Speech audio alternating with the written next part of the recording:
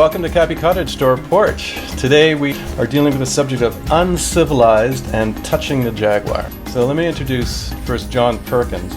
John's written about 11 books, and he's most well known for The Economic Hitman as one of his most popular books, and that's how he's mostly known, but he's also done a lot of work with indigenous communities.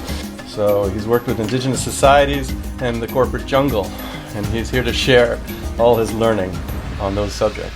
John is in his 70s, and Michael Lees is in his 20s. So we're going to have a bit of a cross-generational discussion about what the hell's going on in this world today.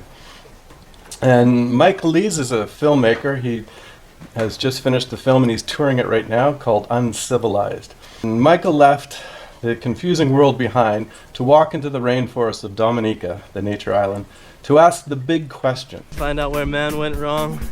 Why did we leave the rainforest in the first place, and what have we gained? And what the hell is going on, as we started talking? Well, Michael was in the rainforest. He was blindsided by not a jaguar, but something far more dangerous, a Category 5 hurricane. Oh, man.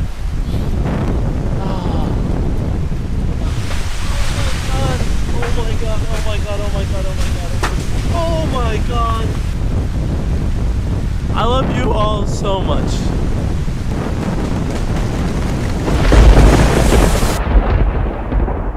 Spoiler alert, he survived and he's here today.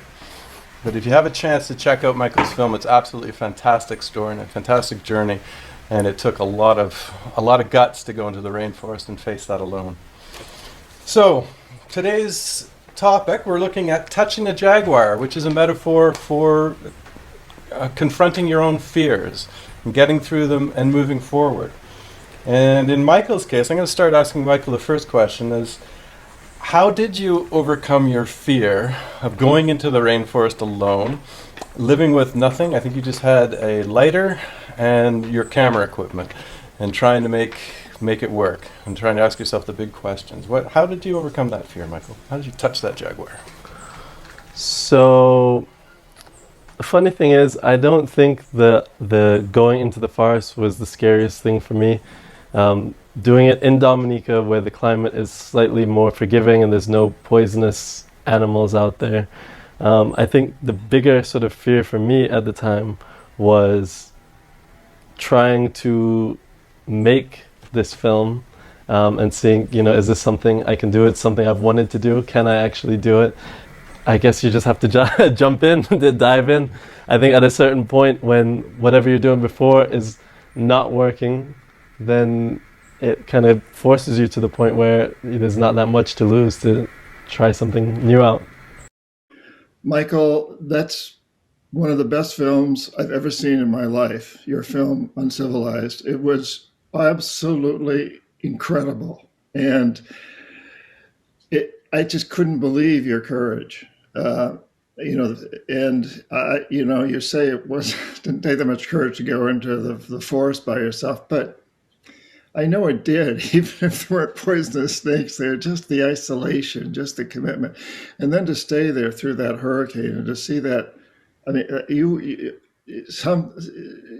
have some power looking over you, that tree that fell. What a miracle, what a miracle that you're still here. And I can't imagine being your mom and dad, they were going through. I've talked to them about that since by email. And but anyway, I have to say that it's a phenomenal film, and I hope everybody watches it. It's just phenomenal. I mean, it's almost unbelievable, except it's so very believable. And you are so vulnerable in the film too. I deeply admire your ability to keep on that camera despite hurricanes, despite darkness, despite the fears you must have been having to confront. It's really incredible. So thank you for that film. All right, so going back to that question, well, the fears. So, I'd say, Michael's a great example of, I think whenever we face fears and push ourselves to new limits, we gain a huge amount of consciousness. and it helps elevate us into a new part of our lives. I like to think sometimes that life is about traveling along, and you hit a wall. You confront something, and that's the indigenous people say that's the jaguar. That's and I get this little jaguar here. Likes to nip at me sometimes and then put her hand on my shoulder, paw on my shoulder. That's hitting that wall. That's confronting our fears. And the shamans would say about touching the jaguar, when we confront our fears, we can, if we run away from them, they'll keep following us. But if we confront them, they help us change our perception, and through that we change our actions, and through that we change our reality. Because human reality is totally based on how we perceive things. The psychologists know this, corporate executives know this. It's what advertising is about.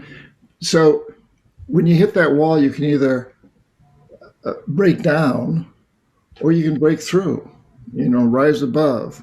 And when you break through, when you rise above, you reach a new level of consciousness. And then you move along again, and you probably hit another wall. You hope you hit another wall, because every time we hit another wall, it's an opportunity. God, I'm beginning to sound very preachy here. So I hit a wall. So after I stopped being an economic hitman, I started writing a book about all of that.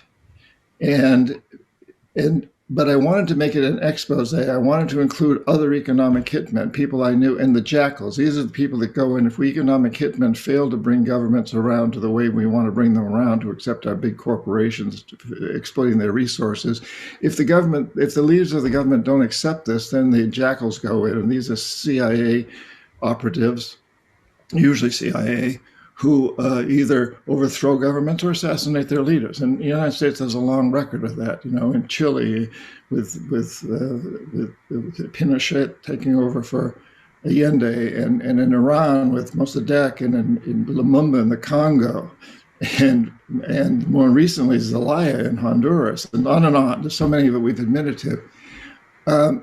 So I started contacting these people, include them in the book, and very soon I got anonymous phone calls, very scary, threatening my life and my infant daughters. And at the same time, very shortly after that, and actually I got invited out to dinner by the president of Stone & Webster Engineering Company, a huge company still, but then it was even bigger, and had been a competitor of my company. I'd been chief economist. I'd quit.